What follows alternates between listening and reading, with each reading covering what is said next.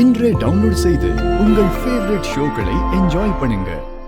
முதல்ல என் மாமா உயிருக்கு ஆபத்தான நிலைமையில இருக்காரு. அவர் உயிர் பழைக்கிறது கஷ்டம்னு ஊர் ஃபுல்லா பொருளைய கிளப்பி விடுங்க. பொருளைய கிளப்பி விட்டாலும் ஊர் மக்களுக்கு வந்து பார்த்தா உன் மாமா எப்படி இருக்காருன்னு உண்மை தெரியதானே போகுது. நான் எதுக்கு போய் சொல்லணும்? இப்ப நீங்க யாருக்கு சப்போர்ட் பண்ணி பேசுறீங்க? இந்த பாரு சந்திரா, நானே நம்ம கஷ்டப்பட்டு செஞ்ச வேலையெல்லாம் சொதப்பிருச்சேன்னு கடுப்புல இருக்கேன். இதுல நீ வேற. சரி விடு.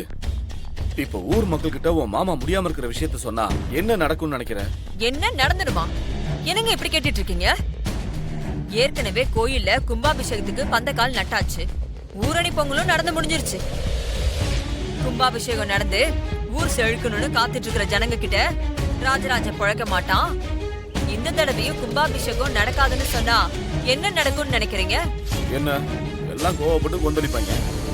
ஆனா அந்த கோவத்தை வச்சு நமக்கு என்ன ஆக போகுது? உங்களுக்கு நான் பேசுறது இன்னும் புரியலங்க. முதல்ல ஊர் ஜனங்க முன்னாடி இந்த கும்பாபிஷேகம் நடக்காது, மாமா உயிருக்கு ஆபத்து இருக்குன்னு வதந்தியை கிளப்பி விடுங்க. ஏதோ சொல்ற, நான் செய்யறேன்.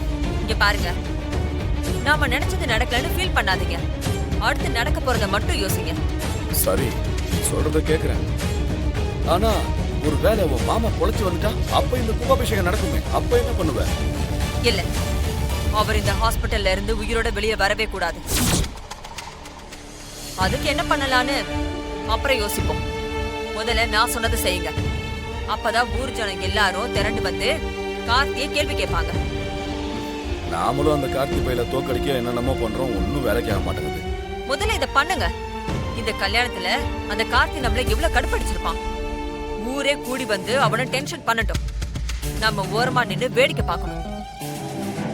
அப்புறங்க, இந்த தடவை மாமா விஷயத்தை நம்ம மிஸ் பண்ணவே கூடாது. சரி, நீ சொன்னபடியே செய்யறேன். இந்த டிரைவர் பைக்கிட்ட ஜாக்கிரதையா இரு. நான் வரேன். சரி.